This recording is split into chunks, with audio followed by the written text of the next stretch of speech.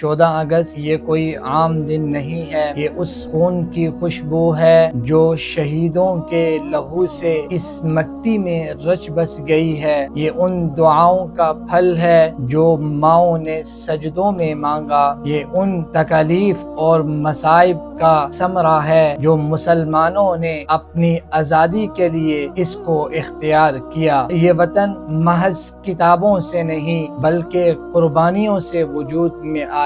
اس وطن کے حصول کے لیے مسلمانوں نے بہت زیادہ تکالیف برداشت کی۔ یاد رکھو، یہ ملک صرف زمین کا ایک ٹکڑا نہیں بلکہ یہ اسلام کے نام پر حاصل کیا گیا قلعہ ہے۔ اس کی آبیاری اسی صورت ممکن ہے کہ جب یہاں پر قرآن کا چراغ روشن رہے گا، جب یہاں سنت کا نظام زندہ رہے گا۔ آج کا دن ہمیں یہ پیغام دیتا ہے کہ ہم نہ بھول جائیں ان علماء کو جنہوں نے اس آزادی کے حصول کے لیے پھانسی کے پھندوں کو چوما، جنہوں نے قید و بند کی صعوبتیں برداشت کی، جنہوں نے اس آزادی کے حصول کے لیے اپنے قلم سے، اپنی زندگی سے مسلمانوں کے اندر ایمان کی چنگاری کو جلائے رکھا۔ آج ہمارا فرض یہ ہے کہ ہم ان کی قربانیوں کو یاد رکھیں اور ان کے بتائے ہوئے رستوں کے مطابق زندگی کو بسر کریں، اور اسی کے اندر